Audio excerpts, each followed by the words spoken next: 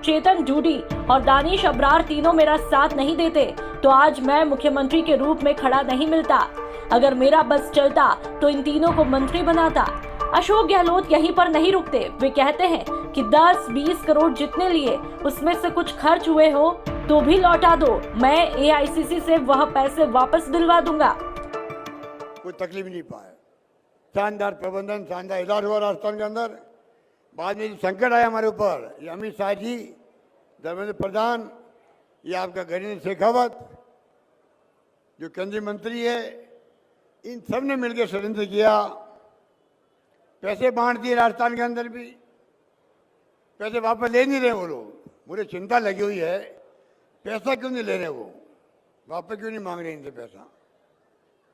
मैंने यहाँ तक कह दिया हमारे MLAs को, जितने पैसा लिया है, मान लो 10 करोड़ लिया है, 20 करोड़ लिया है, जो भी लिया है, कुछ खर्च कर दिया हो, वो खर्च किया पोर्शन मैं दे दूंगा, AICC दिलवा दूंगा उनको वापस। अमित शाह को 10 करोड़ दो वापस, 15 करोड़ 15 करोड़ दो उसको, उसका पैसा मत रखो।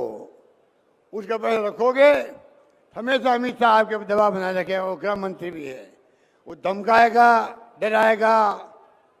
जैसे वो गुजरात में धमकाता डराता है, महाराष्ट्र में धमका के शिवसेना के 2 टुकड़े कर दिए, 25 MLA को ले गया।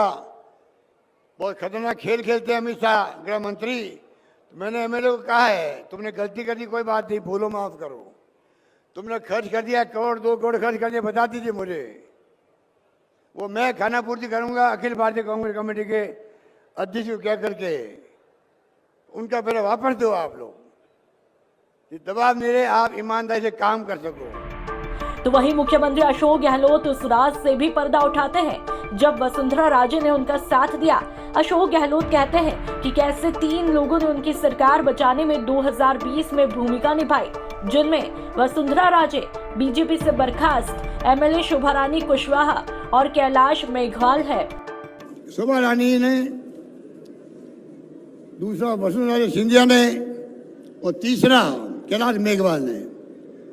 कैलाश मेघवाल को मालूम था, वसुंधरा राजे को मालूम था, जब शेखावत थे मुख्यमंत्री उस वक्त जो है उनकी पार्टी के लोग सरकार गिरा रहे थे। मैं प्रदेश कांग्रेस अध्यक्ष था, मेरे पास लोग आए, पैसा बढ़ने लग गया था उस वक्त में भी, अभी बढ़ा वैसे उस वक्त बढ़ रहा था, बढ़ने लगे पैसा।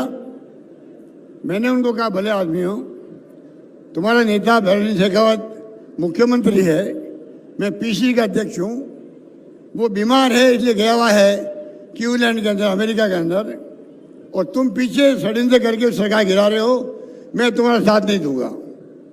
मैंने उस वक्त कहा था, अगर मैं चाहता तो उनके साथ शामिल होकर के सरकार गिर सकती थी भैरव सिंह जी की। वो मैंने कहा, तुम ये अनैतिक काम कर रहे हो।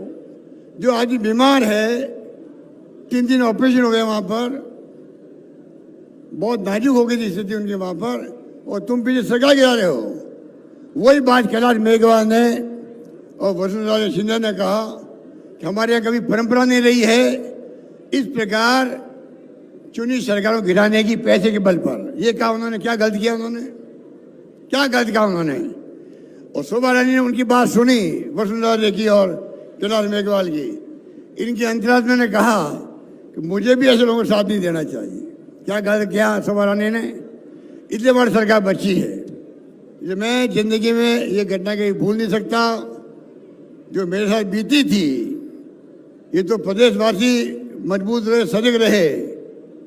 फोन आते थे MLAs के पास में, मुझे गर्व कहते हुए, और आम जनता ने कहा MLAs को, अपने अपने MLA को, चाहे 6 महीने रहना पड़े होटलों में रहो, सरकार नहीं गिरनी चाहिए। इस बात का मुझे गर्व है। अशोक गहलोत बताते हैं कि उस दौरान कैलाश मेघवाल और वसुंधरा राजे सिंधिया ने कहा कि पैसे के बल पर सरकार को गिराने की हमारे यहाँ कभी परंपरा नहीं रही है। CM ने कहा, इन लोगों ने क्या गलत कहा, और शोभा रानी ने वसुंधरा राजे और कैलाश मेघवाल की बात सुनी। ये घटना मैं जिंदगी में कभी नहीं भूल सकता। जिसके बाद सियासी गलियारों में ट्विटर वॉर जमकर देखने को मिला। राजस्थान विधानसभा में नेता प्रतिपक्ष राजेंद्र राठौड़ ने ट्वीट कर कहा कि मुख्यमंत्री अशोक गहलोत जी, आपने देश के माननीय गृह मंत्री श्री अमित शाह जी को आरोपित करने की तोहमत उठाई है, तो कृपया ये भी बता दें कि सरकार भी आपकी, पुलिस पर नियंत्रण भी आपका, गृह मंत्री भी आपकी नजरों में आए बिकाऊ विधायकों की सबसे अधिक जानकारी भी आपको, तो फिर देरी किस बात की। मुख्यमंत्री जी अपना पुराना राग फिर अलाप रहे हैं और कह रहे हैं कि उन्हीं के विधायक जो मानेसर में गए, उन्होंने पैसा लिया, उस समय 3 एफआईआर दर्ज कराई। माननीय मुख्यमंत्री गृह मंत्री भी है, इन्हीं के निर्देश पर उनमें एफआईआर लगी। जब इनको पूरी जानकारी है किसने पैसा लिया और किसने पैसा कहाँ उपयोग किया, तो मुख्यमंत्री जी गृह मंत्री के रूप में इतने बड़े अपराध को अपने सामने घटित होते क्यों देख रहे हैं? क्यों नहीं एफआईआर दर्ज कराते? क्यों नहीं उन लोगों को जिन पर वो गाये बागाए आरोप लगा रहे हैं अपनी मंत्रिमंडल में शामिल किए बैठे हैं? मैं समझता हूं कथनी और करनी, इन दोनों का ये अंतर अब राजस्थान का आवाम अपनी आंखों से बड़ी अच्छी तरह से देख रहा है। तो वही जल शक्ति मंत्री गजेंद्र सिंह शेखावत लिखते हैं कि नंबर 1 के झूठे हैं गहलोत, इतने ही सच्चे हैं तो करोड़ों लेने वालों पर केस क्यों नहीं दर्ज कराया अब तक? ये कांग्रेस की अंदरूनी लड़ाई है जिसे जीतने के लिए गहलोत जी हर नाजायज तरीका इस्तेमाल कर रहे हैं। वे अपने विरोधी खेमे को गद्दार साबित करना चाहते हैं। तो वही बीजेपी के प्रदेशाध्यक्ष सीपी जोशी ट्वीट कर कहते हैं कि राजस्थान सरकार पूरी तरह से भ्रष्टाचार में डूबी है। सरकार के मंत्री विधायकों पर भ्रष्टाचार के गंभीर आरोप है। इन आरोपों से बचने और जनता का ध्यान भटकाने के लिए गहलोत फिजूल की बयानबाजी कर रहे हैं। कुर्सी की लड़ाई चल रही है और